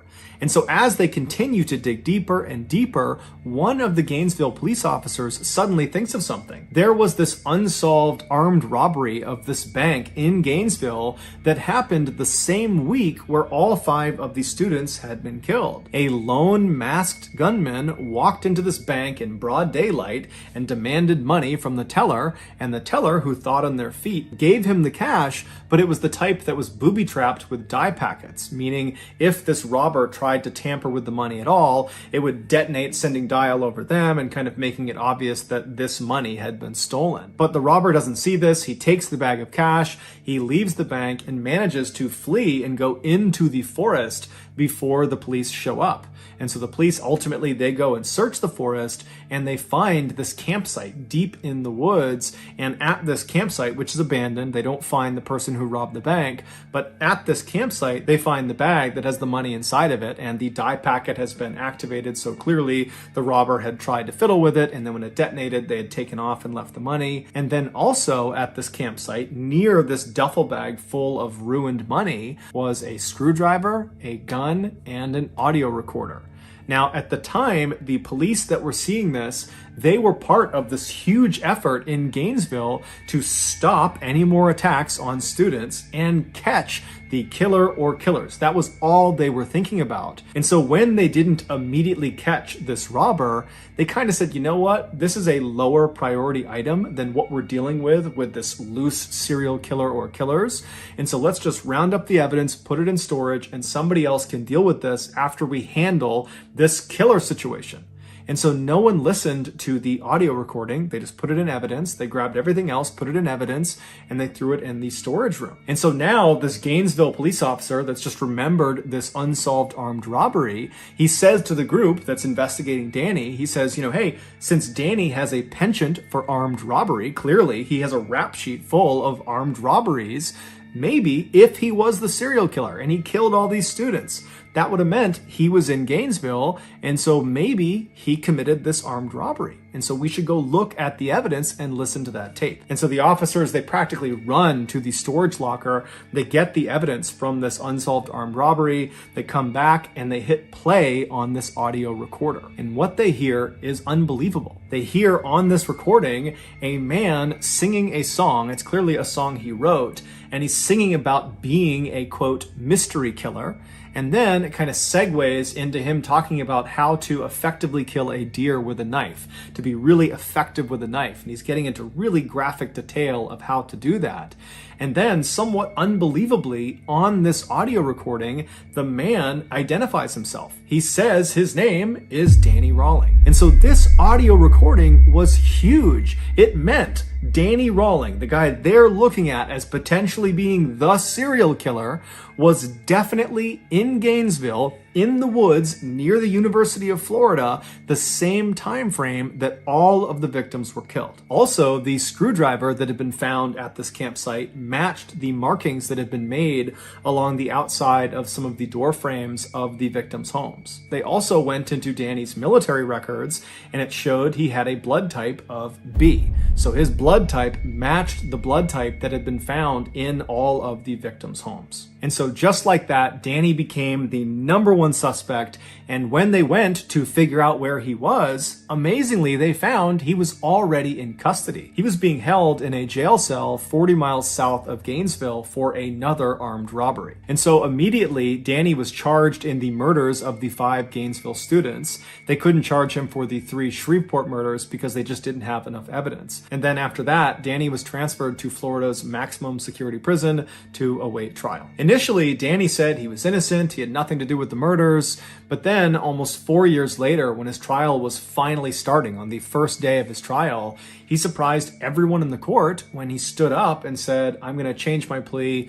I'm guilty on all 5 counts. I did kill all 5 students." He would tell the court the reason he did this is he wanted to be a superstar like the notorious serial killer Ted Bundy, who he looked up to. Danny would also, at another date, confess to killing the 3 Grissom family members in Shreveport. Because of Danny's detailed confessions, we now know all the terrifying details of what actually happened when he killed all 8 of his victims. Back on Friday, November 3rd, 1989, Danny was fired from his job as a waiter at a local restaurant in Shreveport. And so he was frustrated, he was angry, and he was kind of walking around his neighborhood when he decided the way he would kind of channel his frustration was he would go kill some people. And so he was armed with his K-bar knife, which he always carried with him, and he found himself standing in front of this little house, and he saw some people moving around inside, and he looked around. There wasn't anyone watching him, and so he just walked up to the front door. He tried the handle, and it was unlocked. And so before he opened the door, he made sure his knife was in hand. He opened the door, walked right in, and he saw Sean, the 8-year-old, sitting on the couch watching TV. And without any hesitation, he walked up behind him and stabbed him through the back, killing him almost instantly. And then Danny walked into the kitchen where he found Tom, the grandfather, who was making steaks out on the back grill. And so he was going back and forth between the kitchen and the grill, kind of getting ready for dinner. And at some point, when Tom came back into the house and was holding steaks in his hand, Danny leapt out and stabbed him, and even though Tom put up a fight, he was very quickly subdued as well.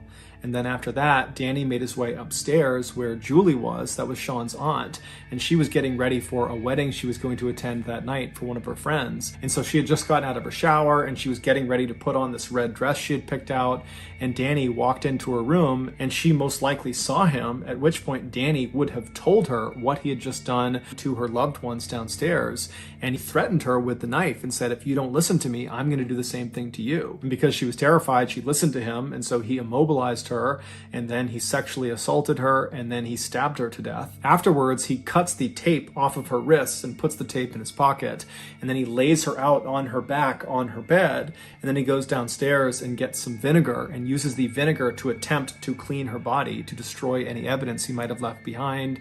And then after cleaning her, he kind of puts her in that lewd, suggestive pose with her hands up over her head and her legs spread, and then he leaves. 6 months later, in August of 1990, 1990, after Danny has shot his father and is on the run from the law, he finds himself in Gainesville, Florida, and he sets up this little camp just behind the University of Florida in this thick forest. And then on Friday, August 23rd, as he's sitting out at his campsite, he gets this sudden urge to go kill again. And so he waits for it to get dark out, and then he gets out his audio recorder and he records himself alluding to this murder he's about to go perpetrate. Well, let me sign off for a little bit. I got something I gotta do. Then, armed with a pistol, a screwdriver, and his K-bar knife, he left his campsite and walked in the darkness in the forest about a mile away until he was looking from inside the forest out towards this 3-story white apartment building. And it's believed that within the last 24 hours, he had been in that area and he had seen 2 young girls go in and out of this apartment building, and that was all he needed to determine who his victims were going to be. And so those victims were Christine Powell and Sonia Larson. And so when he was standing in front of their apartment building, he eventually strode out of the forest. He walked up to that access door that led him into that stairwell. He made his way up to the door of Christine and Sonia, and he used his screwdriver to pop the door open. He went inside and shut the door behind him and walked into the living room, and he found Christine was sleeping on the couch. And so he left her be. He didn't touch her. He went upstairs and he found Sonia sleeping on her bed. And so as he's standing there, realizing that he has these 2 girls, he needs to make a decision about which one he's going to kill first and which one he's going to sexually assault.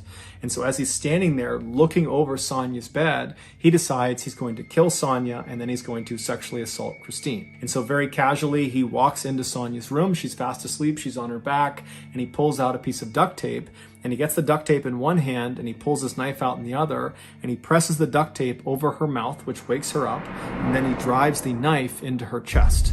And so Sonia would put up a pretty incredible fight, but ultimately she would succumb to her injuries. And then after she was dead, Danny just left her where she was, and he went downstairs and he found Christine was still asleep on the couch. She had not woken up from the commotion upstairs.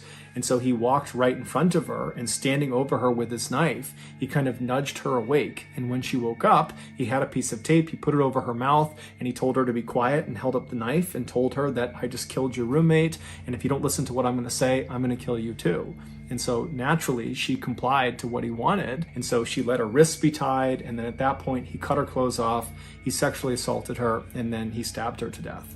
And so after she was dead on the ground, he went and got that towel and that soap, and he began cleaning Christine's body to try to remove any evidence he might have left behind. And then he cut the duct tape off of her wrist and removed the duct tape from her mouth and put those in his pocket. And then he positioned her in that kind of lewd, suggestive position that she was found in. And then Danny went back upstairs and cut the clothes off of Sonia and then positioned her on the side of the bed in a suggestive position as well. And then Danny leaves the apartment. So he goes back into the woods. He walks in the wood line back to his campsite. But when he got there, he was just too jacked up. He was too excited from what he had just done that he just couldn't control himself. All he wanted to do was go out and kill again. And so he managed to sit at his campsite for a total of 8 hours before he couldn't help it any longer. He had to go back out and find another victim. And so his next victim, he decided, would be this woman he just happened to see a couple of days ago. He was walking down the road near this row of apartments near the school, and he looked into one of them, and he just saw there was this girl in this apartment, and he just thought for a second, I bet she lives alone there. But that was the entire interaction. He didn't know this person. He was just kind of guessing that she might be alone in there. And so here he is in the forest after killing these 2 teens. And he's like, okay, I'm going to go back to that apartment because I think that woman is alone. And that woman would be Krista Hoyt. And so in the early morning hours of Saturday, August 24th, Danny leaves his campsite with his screwdriver, his gun, and his K-bar knife, and he walks about a half mile away from his campsite until he's still in the woods, but he's looking out at the back of Krista's apartment. And then at some point, he walks out of the forest, he walks right up over her fence and gets up to her back sliding door. He uses a screwdriver to pop the sliding door open. He slides it open, he steps inside, and he finds out that Krista is actually not in her apartment. There's no one in her apartment. But instead of leaving and finding another victim, he decides he'll just wait for Krista. And so he shuts the sliding back door and he goes into her bedroom closet and shuts the closet and then just waits. And he stays in her closet for several hours until around 11 a.m. that morning, Krista comes home, and when she was in the house, he waited a little bit longer to make sure she didn't know he was there. And then at some point, he kind of slipped out of the closet, snuck up behind her, and put her in a chokehold. Now, at first, Krista tried to fight back, but eventually she realized she could not overpower whoever this was. And at that point, she said, okay, what do you want? And Danny would tell her, you got to listen to me or I'm going to kill you. And he showed her the knife. And so Krista said, okay. And she put her wrists out. He taped her wrists with duct tape. He put tape over her mouth. And then he brought her into her bedroom where he cut her clothes off and sexually assaulted her. And then afterwards, he stabbed her to death. Once she was dead, he cut the duct tape off of her wrists and pulled the duct tape off of her mouth and put that duct tape in his pocket. And then he positioned her body on the bed in a suggestive position before he left. When he got back to his campsite, he realized he had accidentally left his wallet in Krista's apartment. And so, calm as can be, he walked back through the forest, right back into Krista's apartment. He found his wallet and he was about to leave when he thought to himself, well, wait a minute, I should mutilate her body. And so he pulled Krista's body off of the bed and using his knife, he decapitated her. He put her head up on the shelf next to the bed, and then he repositioned her body on the edge of the bed, making it seem like she was kind of hunched over, looking out the back door. And then before he left, he reached up and twisted her decapitated head and made it seem like it was looking down at the rest of her body. 48 hours later, on the evening of Monday, August 27th, Danny was back at his campsite out in the woods, and he suddenly got the urge to go kill again. And so he stood up, he grabbed his knife, his screwdriver, and his gun, and he walked away from camp, made it about a mile through the woods until he was standing still in the forest, looking out at this big apartment complex that was very commonly occupied by college students. And so at some point, he leaves the forest and walks up to the first apartment he sees. He has no idea who's going to be in there, and he goes up to their sliding back glass door. He gets his screwdriver out and he pops it open. He slides the door open, he steps inside, and the first thing he sees is Manny Taboda, this big, strong former football player who's laying in his bed. And Danny just walks over and starts stabbing him, and Manny wakes up and puts up one heck of a fight, but ultimately Danny is able to overpower him and kills him. While Danny was stabbing Manny, the other resident inside of this apartment, 23-year-old Tracy Paulus, she was in the shower, and so she gets out of the shower and she hears all this commotion down the hall. And so she steps into the hall and she looks into Manny's room and she sees Danny on top of him, stabbing him. And so Danny looks back, he sees Tracy, Tracy screams, she runs down the hall into her bedroom, she slams the door behind her, she locks it, and then she leans up against the door to try to keep it shut. Meanwhile, Danny just continues to stab Manny until Manny is dead. And then Danny stands up and he just walks down the hall, calm as can be. He gets to the bedroom door where he knows Tracy is. She's trapped, she can't go anywhere, and he begins to smash the door down. He's ramming it with his shoulder, he's kicking it over and over again, and Tracy's screaming for him to stop, but eventually he manages to just kick the door down. And as soon as he's inside the room, Tracy kind of stands back and she says to Danny, "Are you the one?" And Danny looks at her and says, "Yes, I am the one." And then he threatened her with the knife and said, "I'll kill you just like the guy down the hall unless you listen to me." And so Tracy listened. She got her wrists bound and her face bound. And then Danny cut the clothes off of her and then sexually assaulted her. And then he stabbed her to death. And then after she was dead, he cut the duct tape off of her wrists and removed the duct tape from her mouth and then positioned her body in a suggestive sexual position on the edge of the bed, and then he left. Later that day, Danny would rob that bank in Gainesville, and then 1 month later, Danny would be arrested for a botched armed robbery 40 miles south of Gainesville, and then while he was in prison, he would find out he was being charged with the 5 murders in Gainesville. 16 years later, at 6 p.m. on October 25th, 2006, Danny Rawling was led into the execution chamber in Florida State Prison. He offered no apology to the family members of his victims that were on the other side of the glass. Instead, Danny just sang a religious hymn to himself in order to comfort himself. And then 13 minutes later, Danny was pronounced dead. He was executed via lethal injection. Close enough to feel the fire, far enough to keep it coming. We stay late, talk too long. Every look felt almost wrong, but we laughed and played it cool, like we both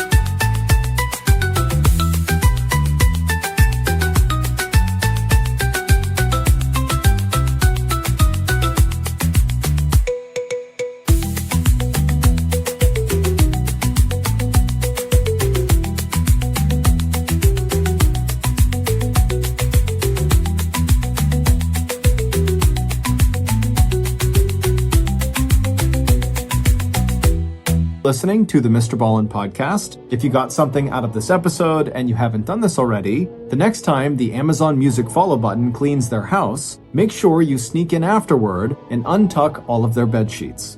This podcast airs every Monday and Thursday morning, but in the meantime, you can always